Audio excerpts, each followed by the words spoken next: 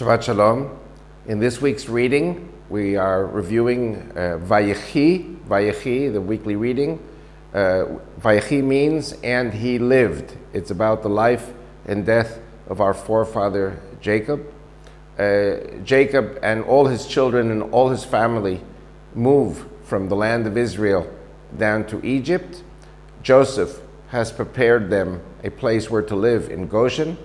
And basically, the horrors of what his brothers did to Joseph turned out to be the planting of Joseph for life, for the whole family and for the whole region and for Egypt itself.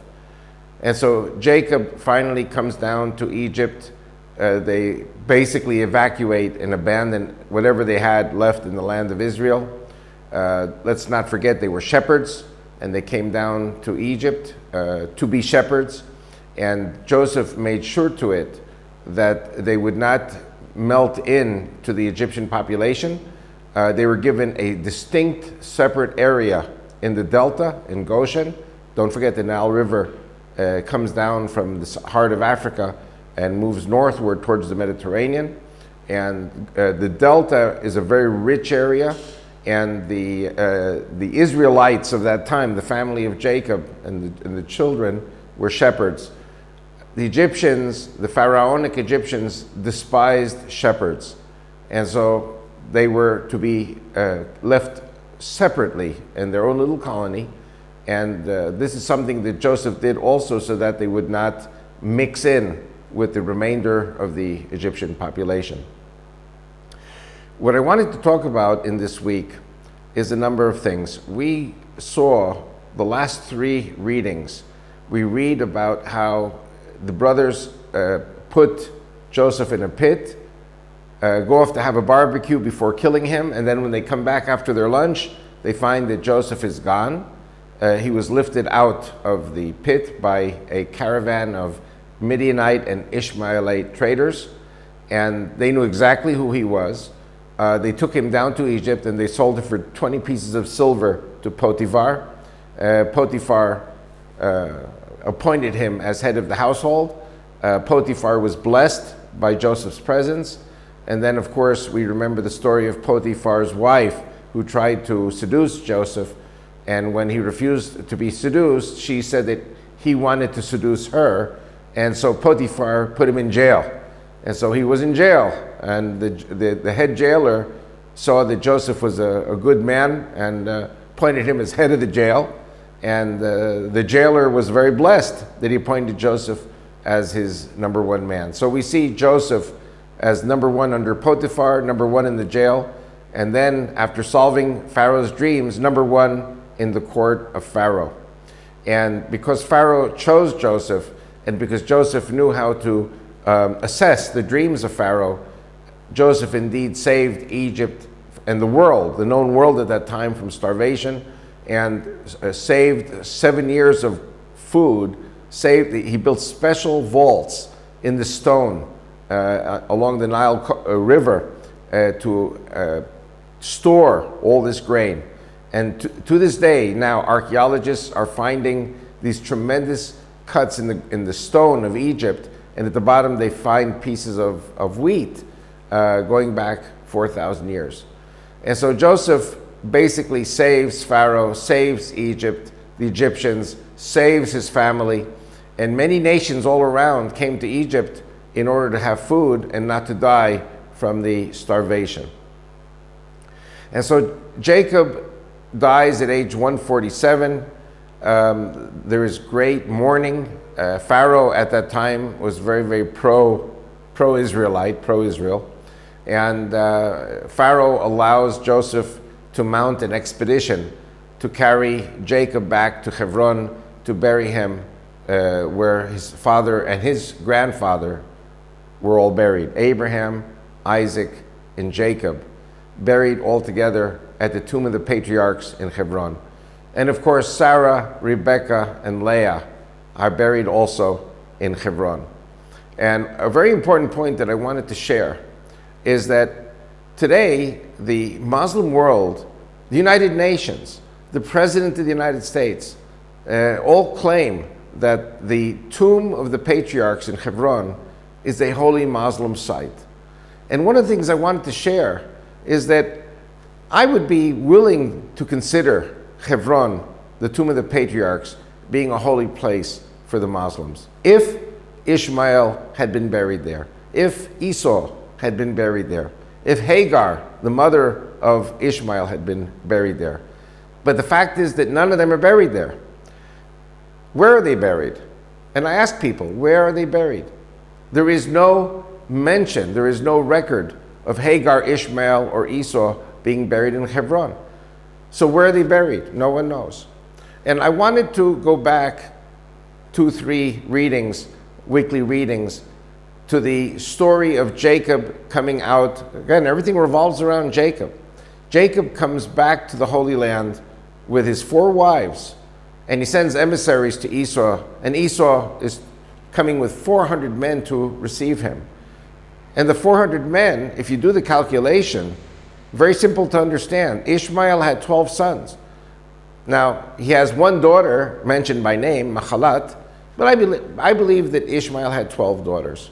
And I believe that the 12 sons and the 12 daughters, 24 kids, each one had 12 sons and 12 daughters. And of course, Esau marries one of the daughters of Ishmael. So you can understand where the 400 men came from. What do we know about Ishmael? Ishmael was a wild ass, a wild donkey, if we go back to Genesis 16, verse 11. His hand will be against all his brethren's hands, and all his brethren's hands will be against his hand, and he will dwell in the face of his brethren. It means Ishmael was constantly at war. This prophecy in Genesis 16, verse 11, happens before the birth of Ishmael. What do we see by the time Joseph and Jacob are in Egypt? We see the generations that came down from Ishmael and Esau, the generations of Midian. Don't forget the Midianites, the children of Keturah, the children of the concubines. They are all out there to the east of Egypt. And none of them are buried in the tomb of the patriarchs. There's only one genealogy. It's the genealogy of Abraham, Isaac, and Jacob. What do we know about Esau? When Isaac, I want to say in quotes, when Isaac blessed Esau, he says, Al charbecha tichyeh. In Hebrew, Al charbecha tichyeh means you will live by the sword. And I'm wondering to myself, did Isaac really bless, or did he curse his son? And I believe he cursed his son, because he who lives by the sword dies by the sword. And birds of a feather flock together. Esau marries the daughter of Ishmael, the man who sodomized his father. Because we know, if we go back, Ishmael sodomized Isaac. So there's a lot of psychological baggage here. The family is divided into two. You have the Ishmaelites and the Esauites together as one family, men of the sword, men of constant warfare. And these are the 400 who came to reach Jacob. Jacob did a very smart thing by sending a mincha, or sending an offering, to his brother Esau, because otherwise they would have been killed. So let's get back to Hebron. Let's get back to the tomb of the patriarchs. Why aren't Hagar, Esau, and Ishmael buried there? The reason is because they may have won 99 wars. They lived by the sword, but then they died by the sword. And because they died by the sword, you know what? When you die in the sword as a nomad in the desert, nobody's going to bury you. You're going to be eaten by the vultures. And so, very sad to say, I believe Hagar, Ishmael, and Esau died by the sword in the desert in some battle that was never mentioned in history. Because the simple truth, the simple fact is they are not buried in the tomb of the patriarchs. And so the tomb of the patriarchs is a place only holy for the Jews and the Christians, not for the Muslims. Very important to stress. It says, and this is the last reading of 12 readings in Genesis, where we see the name Jacob, that Jacob, while he's still alive. And it says for all Christians that the lineage for the Christians is the God of Abraham, Isaac, and Jacob. And so here we see the conclusion of the book of Genesis, the book of creation. We see the burying of Jacob in the tomb of the patriarchs, and then the shift to Egypt takes place for 400 years. And also, if we go all the way back to the early part of Genesis, we see indeed that God says to Abraham, when Abraham has his dream, he goes into a deep sleep after they cut open the sacrifices to God, and they make the burnt offering, and God sends a torch to pass through the cut offerings.